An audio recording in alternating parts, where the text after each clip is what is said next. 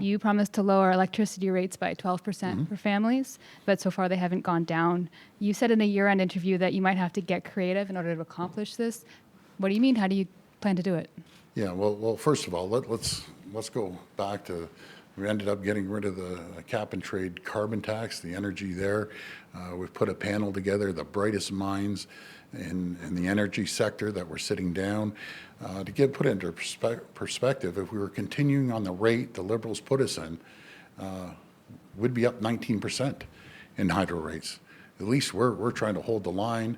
We are going to keep our promise, reduce it by 12%. It's a very, very complicated issue. But let's not forget, the Liberals, there's never, ever in the history of this country ever been a larger transfer of wealth from the ratepayers to the political insiders under the Liberals ever in the history of this province. People were making millions and tens and hundreds of millions off the backs of the ratepayers. It's unbelievable. These contracts they put with these solar panels and the wind turbines, we were able to cancel 780 million of them dollars worth, which we're fortunate. But because of that, to put it in perspective here, we have to compete against the U.S. in manufacturing, and some of their rates are 20% lower than Ontario's. These people are getting, for the solar energy, they're getting as high as 80 cents a kilowatt when it should be 6 cents, 7 cents. The previous government didn't care about the people. They just wanted to ram their agenda through, put these wind turbines in where people didn't even want them. They didn't even consult with communities. They just rammed them down their throat, overpaid for electricity. We have more electricity than we know what to do with. We're having to send it down to the States at a loss.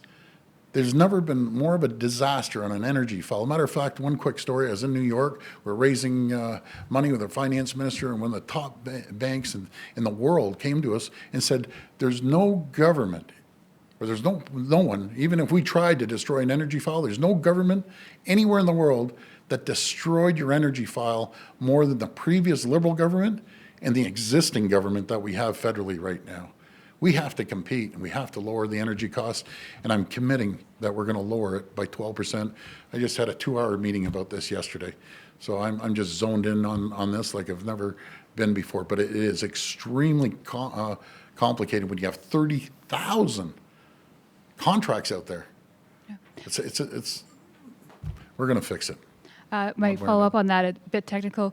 When you say you're going to measure lower by 12%, what's the baseline that you're using? How will we know when you've met your goal? Well, after I sit down with the panel, and I've asked some of the brightest minds in the country to come together, they're the experts, and they have some great ideas. So you'll hear about it over the next few weeks.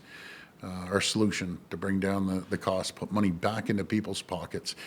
For instance, people work all day, they work their backs off, and then they have to go home and start doing chores at 8, 9 o'clock at night because of the energy costs. There's one thing we're going to do. We're going to look at that until people at any time of the day can do their wash, do vacuuming, do anything without worrying about it. Well, my wife's up at 9 o'clock at night putting the laundry in when they could be doing it during the day. So we're putting an end to that. I promise you that. So you'll hear the rollout shortly.